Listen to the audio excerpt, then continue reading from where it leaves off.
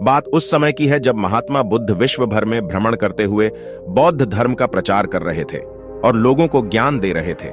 एक बार महात्मा बुद्ध अपने कुछ शिष्यों के साथ एक गांव में भ्रमण कर रहे थे।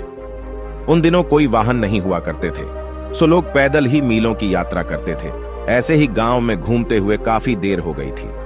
बुद्ध जी को काफी प्यास लगी थी। उन्होंने अपने एक शिष्य को गांव से पानी लाने की आज्ञा दी। जब वह शिष्य गांव में अंदर गया तो उसने देखा वहां एक नदी थी जहां बहुत सारे लोग कपड़े धो रहे थे। कुछ लोग नहा रहे थे तो नदी का पानी काफी गंदा सा दिख रहा था। वर्टिकल बार शिष्य को लगा कि गुरुजी के लिए ऐसा गंदा पानी ले जाना ठीक नहीं होगा। ये सोचकर वह वापस आ गया। महात्मा बुद्ध को बहुत प्यास लगी थी, इसीलिए उन्होंने फिर से दूसरे शिष्य को पानी लाने भेजा।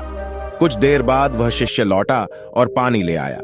महात्मा बुद्ध ने शिष्य से पूछा कि नदी का पानी तो गंदा था, फिर तुम साफ पानी कैसे ले आए?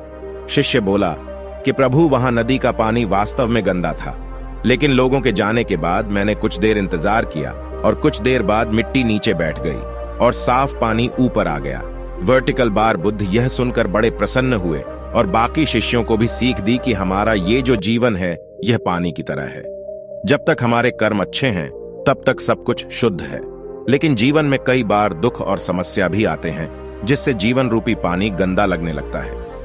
कुछ लोग पहले वाले शिष्य की तरह बुराई को देखकर घबरा जाते हैं और मुसीबत देखकर वापस लौट जाते हैं। वह जीवन में कभी आगे नहीं बढ़ पाते। वहीं दूसरी ओर कुछ लोग जो धैर्यशील होते हैं वो व्याकुल नहीं होते और कुछ समय बाद गंदगी रूपी समस्याएं और दुख खुद ही खत्म हो जाते हैं। तो मित्रों, इस कहानी की सीख यही है कि समस्या और बुराई केवल कुछ समय के लिए जीवन रूपी पानी को गंदा कर सकती है, लेकिन अगर आप धैर्य से काम लेंगे तो बुराई खुद ही कुछ समय बाद आपका साथ छोड़ देगी। वर्टिकल बार, आप लोगों को यह कहानी कैसी लगी नीचे कमेंट के जरिए हमें जरूर बताएं।